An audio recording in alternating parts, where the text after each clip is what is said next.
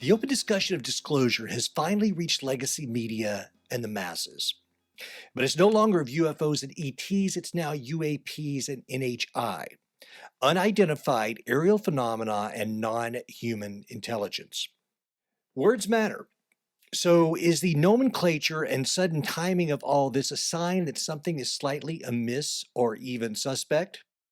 Is this controlled disclosure to avoid what some fear and call catastrophic disclosure? The spectrum of what disclosure could or should be is largely dependent on your relationship to the topic. For some, it is a moment of vindication, while others fail to see its relevance or why they should believe in it now after decades of official denial. Then there are others who fear this revelation could lead to an eventual war of the worlds or that the phenomena is demonic. I find both scenarios unlikely, but 72 hours of mainstream media fear porn could change all of that. So how do we deal with this current situation, and how do we have the conversations we need to have to maturely meet the moment? My guest today is Michael Mazzola. He has directed 4 documentaries that feature the work of Dr. Stephen Greer, founder of CSETI and the Disclosure Project. Their most recent offering is The Lost Century and How to Reclaim It. The LA premiere was July 8th, and I was in attendance. In this interview, Michael and I discuss how to talk to those who may be entirely new to the UFO subject and how to allay their fears, while we within ufology learn to rise above our own personal biases and expectations.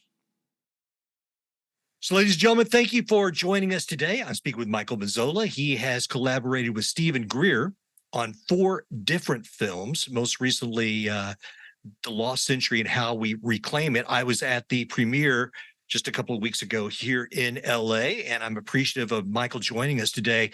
And Michael, one of the things that I first wanted to know about you, and I was digging around, is, and our audience will want to know this as well, is what brought you to the subject of ufology and eventually to work with Dr. Greer? Well, good question. So people are usually surprised to hear that I came at this totally as a skeptic. I was a skeptical debunker of the paranormal.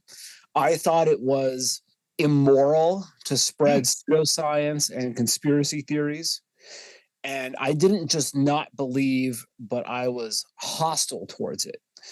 And you know, I became an atheist on the eve of my Catholic confirmation. I love to argue with people about religion or UFOs or 9/11 conspiracies or psychics.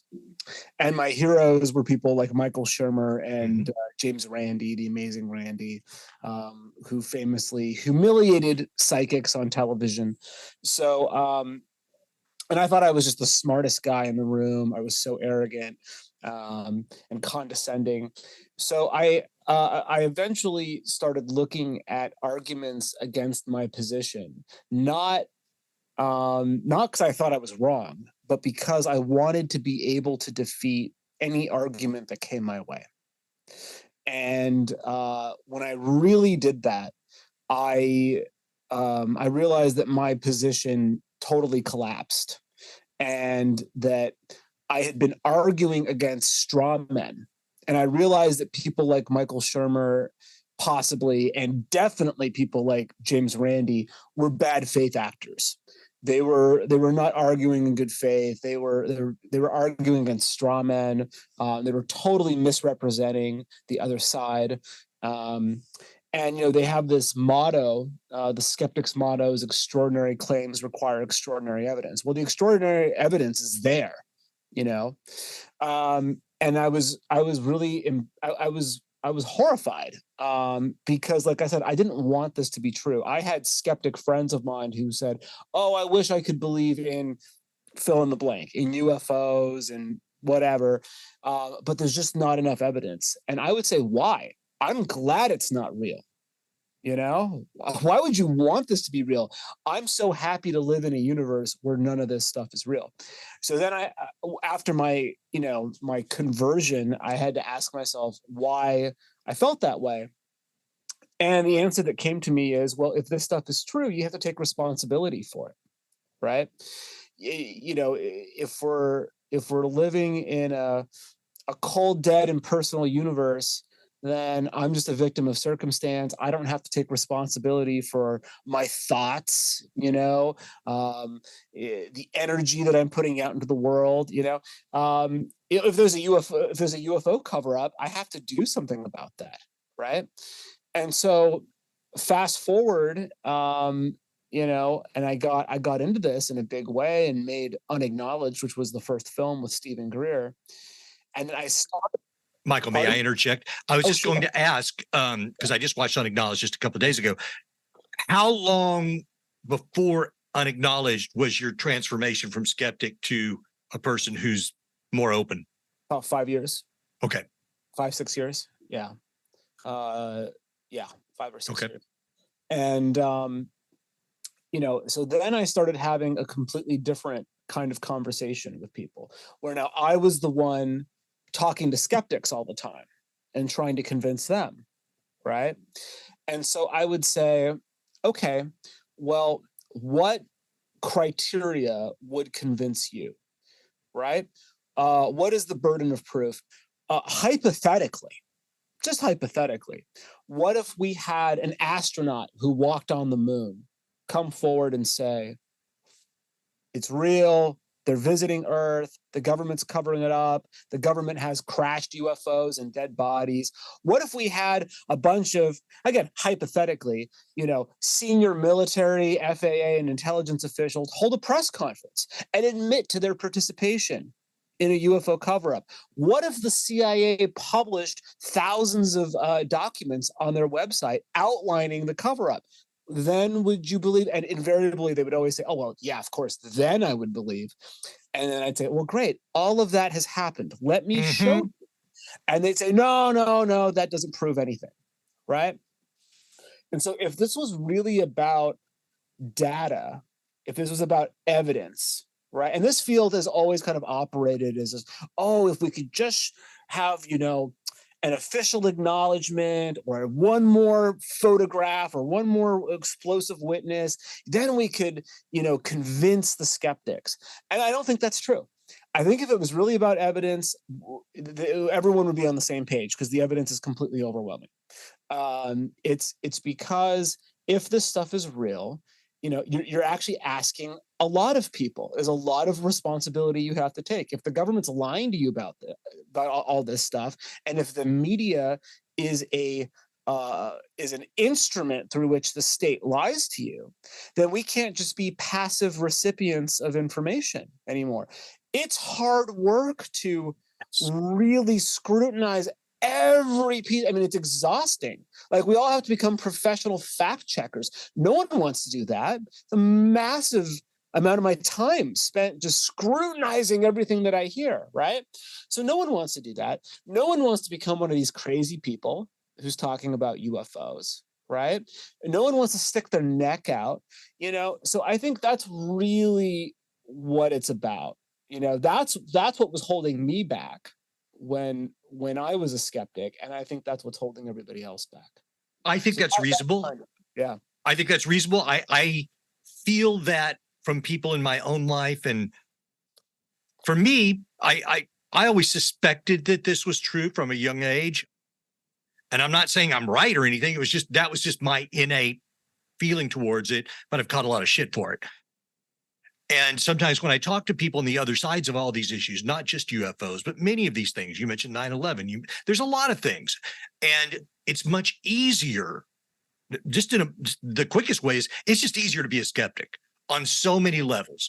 You're not responsible for having to learn anything. You can just go with the official story, and you don't have to take on that emotional burden of the acknowledgement of these uncomfortable things.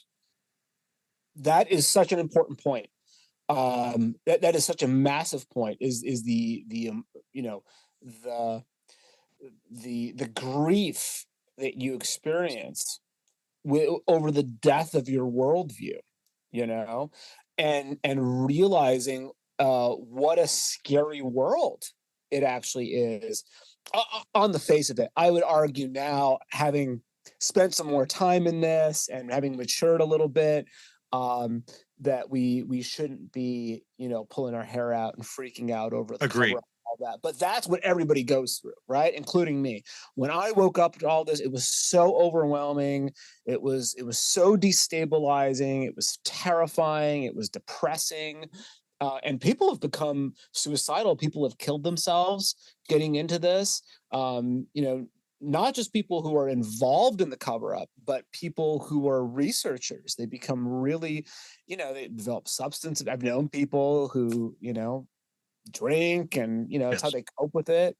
And it's actually really, really common because, we have to be rooted in something a lot stronger, a lot deeper than whatever passes for personal philosophy these days, if you're going to deal with this kind of stuff, because it's dark.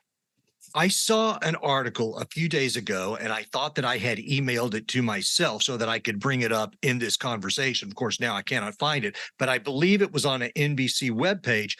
And the gist of the article was something to the effect, press surprised that people are not as interested in the UFO disclosure issue, or scared. I don't remember what the exact words were, but to my and people like Tim Pool responded to that particular article. But basically, they're saying, and I try to tell this to my daughter, who's 21, and I've been doing discussions and podcasts on this type of stuff since 2006, and it's just been kind of a lifelong interest to me. But I accepted a lot of this a long time ago. I'm not like yourself. I'm not necessarily scared of it, but I'm having to watch a lot of other people either get up to speed or just continue to shut it out. But the article was surprised that the press would be like, why aren't people more interested in this? And Tim Pool made the point, and I made it to my daughter. It's like, listen, when you've spent decades destroying trust in all of the institutions that govern our lives, from government, media, religion, you can't just flip a switch one day and expect people to buy into this when you've decided now is the time that you're going to come clean to a certain percentage. That's right. That's right. I used to joke, and it really was a joke, that when disclosure happened, people probably wouldn't care, right? Right? And but I guess some part of me suspected, and now, I'm like, someone's going to make the most realistic sci-fi movie of all time, where aliens land and nobody cares, because that's what happened, right? Yes. And I didn't connect it to what you just said, where it's this sort of legitimation crisis, this lack of trust in our institutions. But that's probably a big part of it. And also, people just don't really understand why it's relevant. I think most people kind of believe that there's, good point. Oh yeah, there's extraterrestrials out there. But I'm just trying to put food on the table. I got a kid in college, that's what's, urgent and relevant in my life. And so part of what we've tried to do with our advocacy with these movies and other things is really connect the dots for people and say, actually, this has the potential to transform every aspect of your day-to-day life. It's not this abstract thing out there in space that might be interesting. The implications are so immediate and so personal, that no aspect of life on Earth would be untouched by this, especially when you get into the technologies that have been suppressed, right? Another family member said to me just days ago, we were on a family get together and really enjoyable, and somehow this subject came up, and this one family member said to me, it's like, well, actually, I don't really care about the aliens. And one part of me just shuddered in disbelief, but I get it, because everything you just said is correct. It's like most people are concerned with continuing the life as they know it, and I get it. I am too. It's like, I got kids in I'm about to have 2 kids in college, and we've got mortgages and all these realistic issues that we have to deal with, and all of the other traumas that they put us through on a daily basis, which may mean very little in the long run, but the way it's portrayed, it seems to mean a lot. So part of me watches all of this. Part of me feels a personal sense of vindication. On the other hand, there's a side of me that's also like, you guys have a long way to catch up, and I don't know if I feel like helping you anymore. But I know that's not the right answer either. It's just interesting to watch the normies catch up, and some of them will not. Yeah, some of them will be just dragged, kicking and screaming, and that's fine. I used to, when the switch got flipped in my mind and I woke up to all this stuff, and my whole thing was, oh my God, we have to get the word out. We have to wake everybody up. We have to mobilize. We have to organize. Oh my God, we have to stop the false flag alien invasion. We have to do this. We have to do that.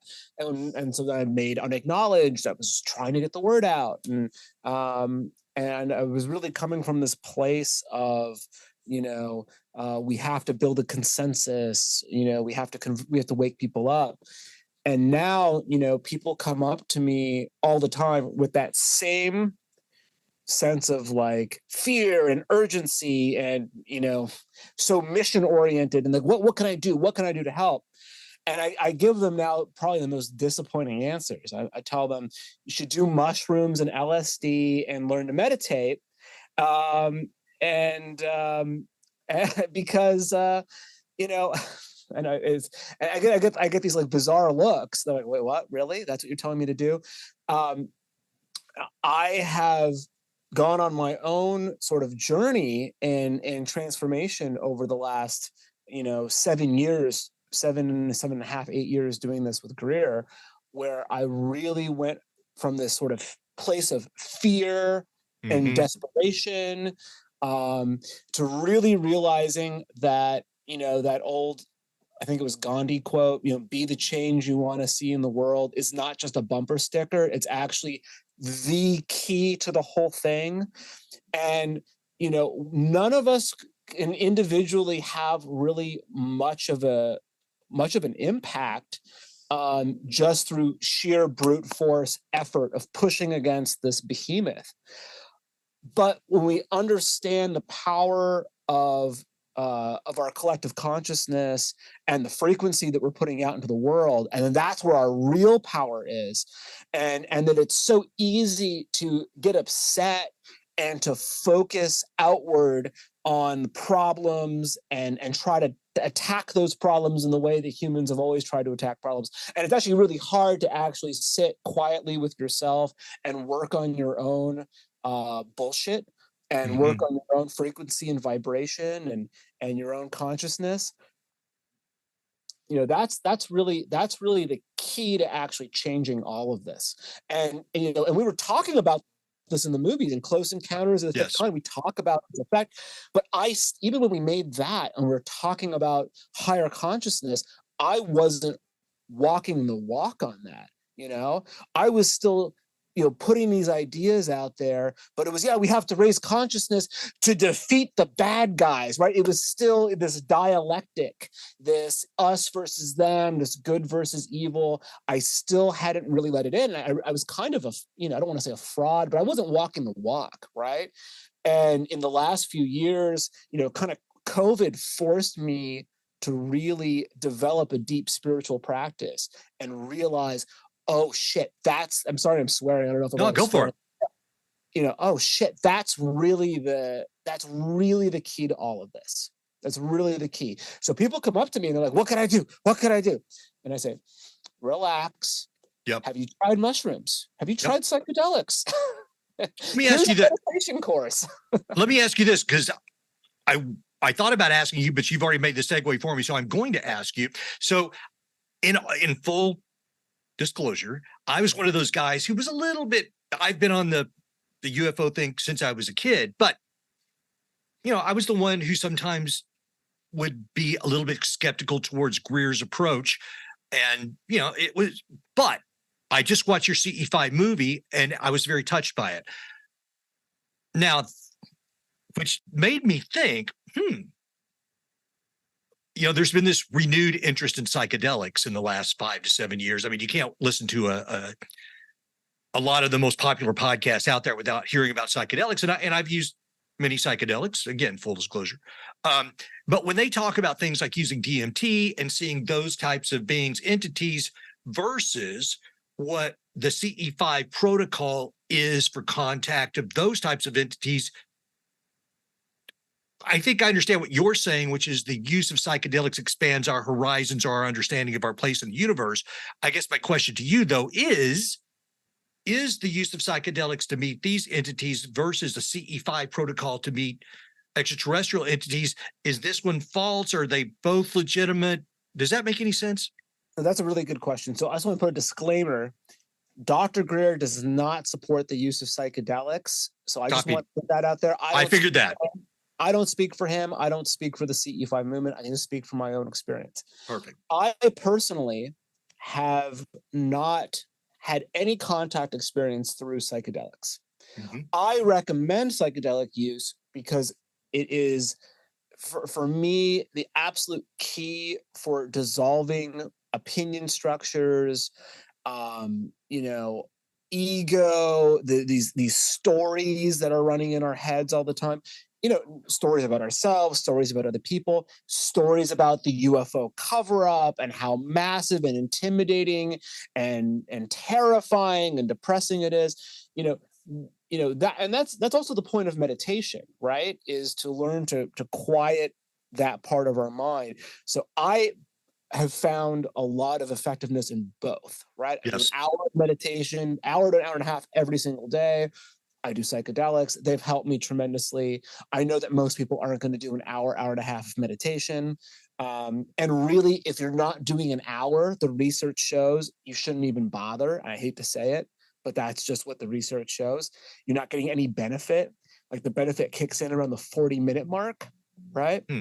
So, but things like psilocybin can help you glimpse those higher states of consciousness, and then you can use that as a motivation to start a real spiritual practice, because you've kind of seen where you're going, and then it's easier to get motivated. One reason I wanted to ask you that is, and the clarification you made about Dr. Greer's position, that's good. Last night when I was thinking about this interview, it's like, there's a lot of interviews with Dr. Greer, so I wanted to hear what Michael has to say. There's plenty of resources, and I've watched hours upon hours in the past week, but I wanted to hear what you had to say. And what you just said about psychedelics was kind of what I expected. And I agree with all of that. I want to change gears a little bit, because one thing that while I try to watch the rest of civilization that's never thought about this and perhaps viewed it with disdain, they're going to now have to grok this or think about it a little bit. And we talk about this.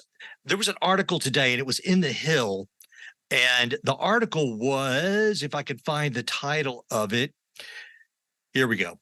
A monumental UFO scandal is looming. And this is by Merrick von Rennenkampf. And essentially what this is about is that this writer is trying to figure out this situation. Well, wait a minute. We've got this situation here where either what is alleged is true, and the government has been covering up this legacy project, and there's bodies and there's craft and yada, yada, yada, or there's a major disinformation program happening, or three, some of our intel leaders and government officials have been hoodwinked. So they're kind of grappling with all of this, but I would push back on that and say, well, it's a little bit of all of that and more. And part of the reason I think that disclosure would be difficult, reality in a real sense, is that there have been crimes against humanity committed by humans in this. Because when we talk about, I used to go to MUFON meetings in the 90s and things. And when I would hear about the My Labs military, abductions, and part of me was like, well, that's actually harder for me to believe than extraterrestrials. It's like, you're telling me that we're sending out helicopters and various craft, or we're abducting people and mutilating cows. It was just, part of that might have just been my reticence to accept that this wasn't done by extraterrestrials. But in the long run, if this is true, and I think that it probably is, these are crimes against humanity. You've taken unwitting citizens out of their homes or where they live or the fields where they work in some third world country and subjected them to these horrible acts. So not only have we withheld technology, but you've done some pretty bad things to people. And that's, of course, not brought up in this article. But what say you about my thought? You're absolutely nailing the key of everything we're seeing right now. Yeah. So there's a term that I had never heard before until a few months ago. And Danny Sheehan is the one who shared this with me, and he hadn't heard it either until he's the one who's in there having these meetings with these generals and colonels in the Pentagon and antagonizing them and trying to hold their feet to the fire. And they've been saying this thing to him. They're saying we have to avoid catastrophic disclosure. Mm-hmm. You ever heard that term before? Only about 72 hours ago. Okay. And explain to me what it means to you or what it's supposed to mean to all of us. So catastrophic disclosure is disclosure that results in the complete loss of trust in our public institutions. So Michael, has that not already happened? It hasn't completely. It hasn't completely. It has happened with half of Western civilization. Right. But the other half is still, totally hypnotized by what they say on CNN and mainstream media. And oh my God, UFOs in the New York Times? What? Oh, wow. So there's still half of the country or half of what, the world that's still hypnotized in this way. And so the way I always explain catastrophic disclosure is exactly the words that you just used. The crimes against humanity and against the planet that were committed in order to maintain this illegal monopoly on ET technology and this information. If that comes out, that is catastrophic disclosure. So when you hear catastrophic disclosure, you have to say, well, catastrophic for whom? Catastrophic for us? Catastrophic for the ETs? Catastrophic for the people in power? I think it's that last one. I think it's for the people in power. And so there is this real fear. And so I was supposed to do a Twitter space yesterday with Danny Sheehan about this, but then he couldn't log in because, whatever. So we've had to postpone it. But, he is the attorney for, Lou Elizondo and Chris Mellon and David Grush. At one point, I don't think he still is. But even Danny will say like this is some kind of controlled disclosure that we're without a doubt. And we have to figure out to what extent it is accurate and to what extent it is inaccurate or incomplete, or there are what is a lie, what is a lie of omission. For me, I'm not speaking for Danny now, but just for me personally, when I see David Grush talk about aliens murdering people, he might be totally sincere. He may completely believe that to be the case. I don't know. I'm not a mind reader, but that's when I say, oh, okay, this makes sense why he's being the one who's being propped up. And I'm not trying to attack him, but he doesn't have firsthand experience with he saw some briefing documents, and that's cool. It's more than what I've seen, right? So I'm not trying to disrespect the guy, but I always have to ask, when we have some of the most amazing whistleblowers who are part of the Disclosure Project, like astronaut Edgar Mitchell, the sixth man to walk on the moon, no one gives a shit about him. Right. Not one mainstream article about that for 30 years. The guy's been on the record or whatever. Yes. But this guy gets propped up, gets all the attention. So there seems to be this pattern where whenever the mainstream media takes notice of this issue and treats it with respect and the gravitas it deserves, they're focusing on people who are pushing a certain narrative, and that is the national security threat narrative. That's always the case. So when Grush, sort of debuted in that debrief article, I said, okay, in about 10 seconds, we're going to hear about the evil aliens. Mm-hmm. And that's what happened. Right. And so I'm very concerned, because, we know that these guys who are pushing this, like Chris and Lou, they know that nobody in leadership regards this as a threat, right? And I'm not, and that's, that is, I'm not saying that's the case. I would argue that's the case, but I'm just saying that's the opinion of people in leadership. And yet they have still put forward this national security threat narrative because it's politically expedient. They say, well, the people in power, our senators and congressmen, they're so Pavlovian that unless we present it as a national security threat, we're not going to get the hearings, and we're not going to get, and that actually might be the case. But do you really think we're going to be able to pivot away from that down the road? I don't think so. It concerns me a lot. And when, like I say, I've been following this my entire life, suffered the slings and arrows, and I think I've become more skeptical over time, but the general premise remains. It's just now I'm more skeptical on a case-to-case basis. But when To the Stars Academy came out, and Elizondo came out, and now Grush appears, and listen, I've tried to take the upside positive aspect of all of this in different conversations over time. And when Grush shows up out of nowhere the other day, January 20 or June 23rd, whatever it was, and I was in conversations with other people on various forums, people that I know personally, and there were people who are already saying, no way, man, this guy's too slick. I'm like, well, hold on, let's give it a shot. I'm becoming more concerned over time. I'm not, when I watch Fravor and I watch Graves, I find these guys to be, I think, unimpeachable. I take their stories absolutely at face value. I believe they saw what they saw. And then when we listen to Grush and we hear the criticisms against Grush, it's like, yes, this is all you could argue is hearsay. Then on the other hand, Dr. Greer has his national press meeting a day or two other, and I had that was June 12th.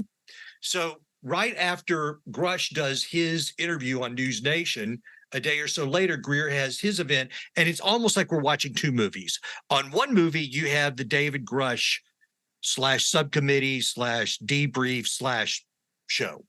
And then if you were to watch Greer's, there were 5 witnesses who had stories that were detailed, firsthand accounts for the most part, and I thought pretty damn disturbing.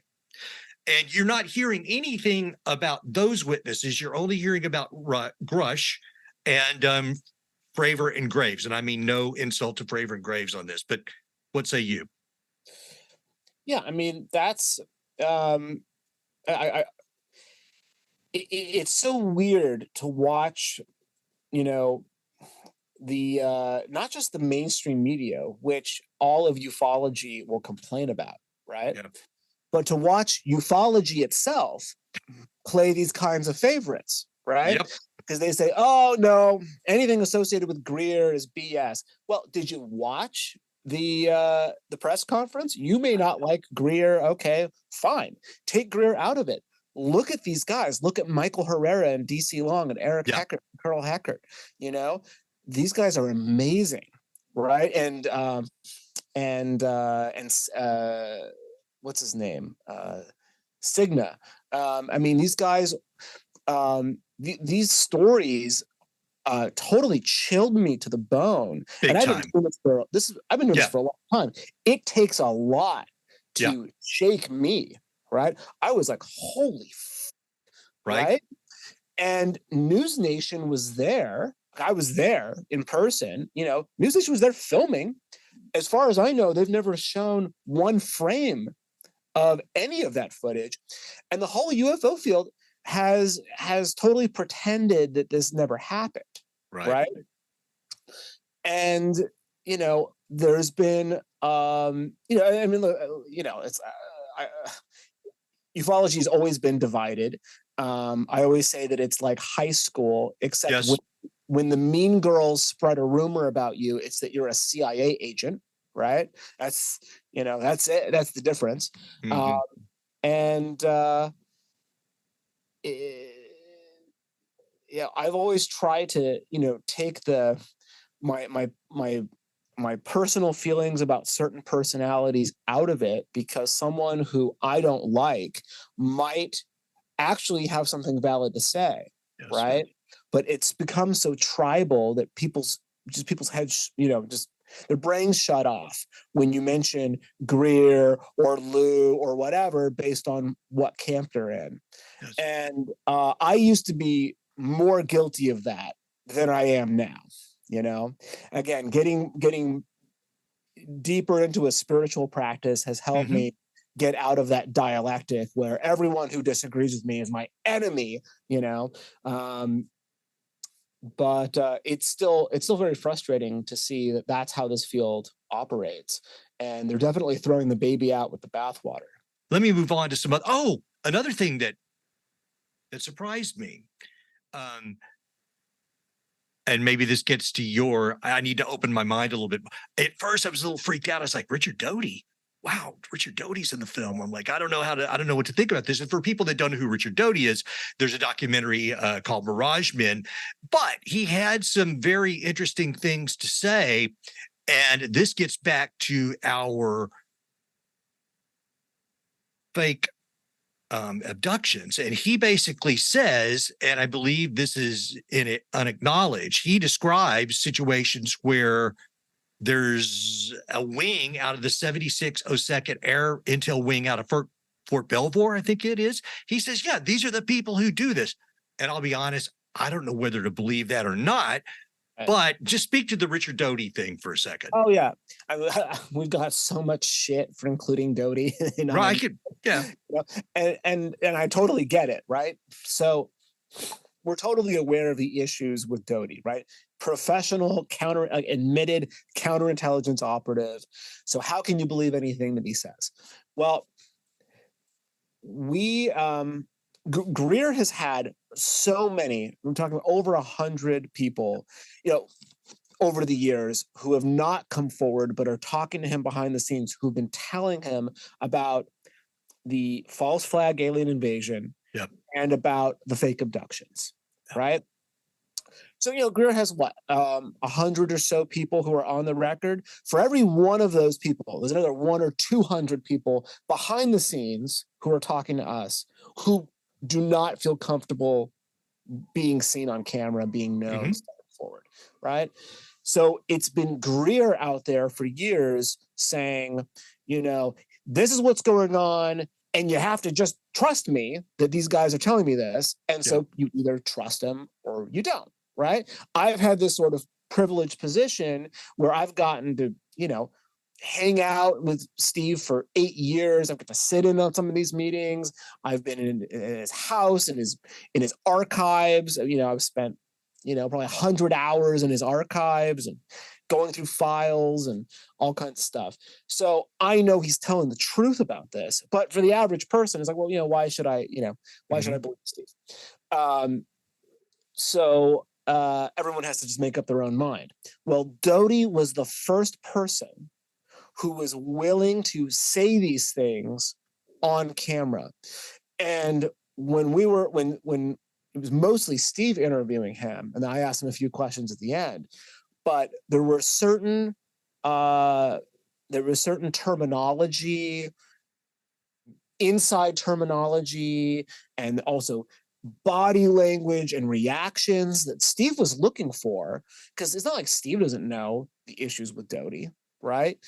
And based on Doty's reactions and the way you see the way he kind of closes off when he brings up the false flag thing, Steve was totally satisfied that Doty was telling the truth, and also Greer knows that what Doty was saying was true, right? So so whether Doty had firsthand knowledge of it or not, You know, what he was saying, Steve knew to be true. And so that's why we made the judgment to include Doty in this. Understood. So, if that makes sense, right? It does make sense. One of the things that we're kind of dancing around and and I wanted to ask you, because here again, I just spoke with my 21-year-old daughter. Listen, they've grown up with daddy being interested in this. I'm out in my studio, which is attached to my garage, but inside the house in my bookshelves, there's 100 UFO books and things on archaeology. They just let daddy do what daddy does. But so this UFO thing came up the other day, and she confided in me. She goes, actually, this really freaks me out. And she goes, the whole ET thing really freaks me out and makes me scared. And I was like, honey, don't be scared. But she goes, then she said something I thought very interesting. She goes, it's all over TikTok, but everybody on TikTok says, oh, Project Bluebeam. I bring this up because on one hand, if you're going to throw the big fake invasion, knowing that there's a contingent of the population who already knows that this thing exists, and it's now bouncing around in pop culture, I mean, you can still do it. And if you put the right images on NBC and ABC, there's going to be probably plenty of people who will go for it. But any thoughts on this? Oh, yeah. Well, COVID made me more pessimistic about this. I don't think they need to do a full Independence Day style invasion. Agreed. They can just blow up one building, blow up one ship, blame UFOs. We got into this whole there's this whole schism in ufology over whether or not we have the man-made UFOs, whether or not we really have the technology to do this. Well, first of all, I think it's very clear we do have the technology, but it doesn't matter because we can just use holograms, right? Yeah. I mean, we have a great clip of Jacques Filet in the Cosmic Hoax. I don't know if you saw that one. That's the only one I haven't watched yet. I'll send you a link. We made it in like 2.5 months, so it's not as good as the other ones, but we made it in 2021 to respond to this whole threat narrative thing, right? Mm-hmm. And we have Jacques Filet talking about a declassified program where they were going to use holograms to project the second coming of Christ over Cuba, right? So, and we know that our government does false flags, right? However you feel about 9/11, just look at Operation Northwoods. Again, officially declassified, right? Where they say, "Oh, let's blow up shopping malls in Miami, and we can kill American citizens and blame Cuba." Mm-hmm. I mean, good thing they didn't go through it. But you had people who were crazy enough to write up this plan and actually say, yeah, we should do this. So these are these sort of like Dr. Strangelove maniacs, right? Would absolutely do a false flag alien invasion. It checks every box for them. And do they have the technology to do it? Of course they do. Yeah. Even if you don't believe that we've mastered gravity control, which we have, even if you don't believe we have man-made UFOs flying around, which we do, that's fine. They would use holograms, and it wouldn't take much. It wouldn't take much. I mean, COVID, however you guys feel about it, and I'm not saying COVID wasn't real.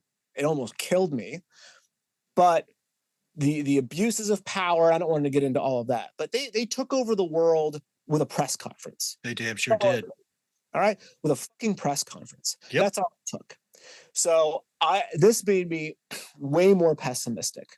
And yeah, okay, there's a bunch of people who know about Bluebeam, and you know what? They'll be the first ones who are arrested for treason, right? So if they ever pull the trigger on this, Greer will be the first one arrested for treason because he's been calling them in. Yeah. Right. So I'm actually very pessimistic on all of that. Yeah, I'm concerned as well. This is the moment that I've kind of waited for all my life, and now it's here, and I feel a great deal of trepidation the way it's being rolled out, because it's like most of your worst fears all being validated. And on the heels of COVID, I was one of the people yelling and screaming about it from day one. We will not go into that here, but I'm with you on the whole 9 yards, and it does concern me. But we've got a few minutes left. I want to end on something more positive, and the thing that people don't understand. Tell us what Lost Century is about, because people think that the whole alien thing is just one aspect of it, the disclosure, and we could argue for quite a while on what disclosure should be, what it should mean, but that's only one part of it. What is the Lost Century about? So the Lost Century, the title refers to 100 years of UFO secrecy, specifically regarding the technologies associated with ET craft, and how the suppression of these technologies has cost us 100 years of not just technological, but cultural and spiritual development. Because an alien spacecraft, an extraterrestrial spacecraft, is not filling up with Exxon gasoline and jetting across the universe. So a major reason for the secrecy is the energy and propulsion systems, right? So we're talking about Tesla-style technologies where these craft are pulling endless clean energy out of the fabric of space-time. It's called zero-point energy, free energy, radiant energy. And so you're talking about the end of oil, gas, coal, nuclear, which is a terrible option. Because it's not just, free energy isn't just, oh, I don't have an electric bill. It's not just, oh, I don't have to pay for gas. What we point out in the film is that 99% or whatever of the cost of making anything, right? From a cell phone to a building, to growing food, it's the cost of energy, right? The energy of pulling raw materials out of the ground, processing it, shipping it. When you bring the cost of energy to zero, the cost of manufacturing and construction and agriculture approach zero. So you're talking about unlocking endless abundance, right? You're talking about everybody on the planet basically reaching billionaire status. It's the ultimate equalizer, right? And that is that's a major reason why this has been suppressed. Because if you admit that we have UFOs in our possession, people start asking about the technology pretty quickly, right? And, Colonel Corso, he was tasked with bringing some of these technologies out, circuits and fiber optics, night vision and Velcro and all this shit from Roswell, right? Yeah. But the energy and propulsion stuff is is sort of the crown jewels of all of that. And what we point out in the movie is that in 1971, solar panels that were more than 20% efficient were slapped with a national secrecy order. So basically, the US government said in 1971, 52 years ago, that solar panels that were more than 20% efficient were a threat to national security, and so had to be seized. Well, 52 years later, you cannot get solar panels that are more than 22.8% efficient. And I've met people that have developed solar panels that were over Unity, that were 400% efficient, and they were shut down. So if the US government, which, a lot of people woke up during COVID to how the government does the bidding of big pharma, well, they also do the bidding of other special interests. Sure. Especially the fossil fuel industry.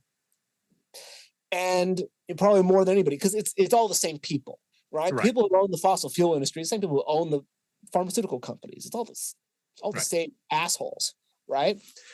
And so if they're suppressing solar panels that are 20% efficient, then what do you think they're going to do with free energy, right? So in the film, we document not just the ET tech that's been suppressed, but also just normal people, these inventors throughout history, going back to Tesla. But there's so many of them. We just present a few of them, but there's so many of them who've invented these free energy devices, and they have their patents seized, they have their labs burned down, they're assassinated, and this stuff is suppressed. We try to end on a message of hope, and say, look, the good news is that these technologies, number one, they exist, right? They may exist in classified programs, but they exist. So, we're not starting at zero, right? These don't have to be created. So that's hopeful thing number one. Hopeful thing number two, we know from many, many, many contact events, and Greer gives the example of Rendlesham Forest, but there's so many, not all of these ET contact events are with civilizations from distant star systems.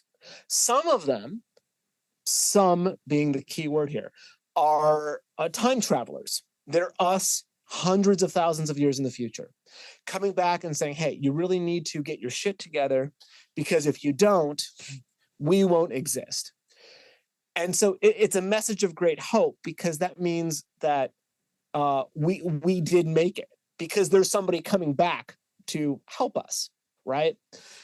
And so, I think that, a civilization's level of technology matches their level of consciousness. So instead of getting like stressed out about, oh my God, they're hiding this stuff, it's so awful, we have to get angry, we have to all the stuff that I was doing. Oh, we have to get the word out, we have to organize, we have to complain and scream. Well, I don't know how effective all of that is. How about we work on raising our frequency and trying to come into resonance with a version of reality where free energy technologies exist in the open, and we can collectively manifest this, right, by working on our own demons, right? If we create our own reality, and here's the key of all of it, if we create our own reality, that means that something within me has contributed, has helped create this horrible situation where UFOs are suppressed, where witnesses are killed and intimidated, where all these solutions for climate change and pollution and poverty are being suppressed. So the solution is going to be within me, right? There's this story, and I'm sorry if I'm rambling too much, but there's a story that I really love. And it's about this Hawaiian doctor named Dr. Ihaliakala Hulen, who cured an entire mental hospital full of criminally insane patients. Do you know this story? No. Can I tell it really quick? Go for it. There was this hospital for the criminally insane in Hawaii. And it was really bad, rapists, murderers, people who had to be restrained and sedated all the time. So they had a hard time keeping nurses and doctors on staff, right? And so they were looking for a doctor, and there was this guy, this psychiatrist, I think, named Dr. Ihaliakala Hulen, who was considered for the position. He said, well, I have some very unusual methods. They said, we don't care. Just, we just need somebody. So within a few months, he cured every single person in that hospital. And he never spoke to a single patient, and he never prescribed any medication or any treatment for any of them. He never interacted with them. So how did he cure them if he never interacted with them or prescribed any treatment. Well, he would sit in his office and he would review their files, and he would feel all of the feelings of disgust and shame and whatever that would come up reading about what they did. And he would do this Hawaiian prayer. This it's called Ho'oponopono. And the whole point of it is to ask the divine to cleanse whatever it was in his subconscious mind that contributed to this situation. So he deeply internalized this idea that we create our own reality. And so some part of him had helped create these crazy motherfuckers and their crimes. So he would sit there and he would do this mantra, which was, I'm sorry, please forgive me, thank you, I love you, just over and over and over again. Well, pretty quickly, these people came to their senses. The ones who could be released were released.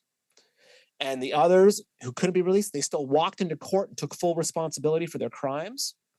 And they were totally rehabilitated. And so I think that this is the work that we have to do. At least this is the work that I'm trying to do to deal with the situation. Instead of getting stressed out and screaming and getting on social media, and I still do that a little bit because I'm human, you know. We all do. I try to remember, okay, if I don't like what I'm seeing out in the world, it's something within me that is broken, that is now manifesting in the outside world. And so I'm going to work on healing that. And that's how we're going to heal our planet. It's how we're going to end the UFO secrecy, you know. And I'm really trying to internalize this and live from this point, because I really think this is going to be the way that we make this shift happen. You know, it's not going to be through brute force effort, you know. In 1932, in the early years of the Depression, Franklin Delano Roosevelt said the only thing we have to fear is fear itself. Today, that advice still applies. Catastrophic disclosure does not have to be a self-fulfilling prophecy. We can take this time to educate our friends and family who desire this information and leave aside those who do not. This is the moment where we evolve to the next level of human existence, or we remain entrenched in perpetual fear and suffering and eventual possible extinction. Manifesting positivity and unity in a time of social engineered tribalism is not easy, but it is not beyond us. And it may be the very thing that saves us. To find out more about the work of Dr. Stephen Greer, CSETI, and the films of Michael Mazzola, go to drstevengreer.com. You can find Michael on Twitter. His handle is BrokebackUFO. My Twitter handle is Michael Parker LA, so you can find me there as well. Ladies and gentlemen, please hit the subscription button for this channel and leave us a like or a review on your platform of choice. It helps me tremendously. I appreciate it deeply. Thank you for listening. Until next time, keep your heart and your mind open.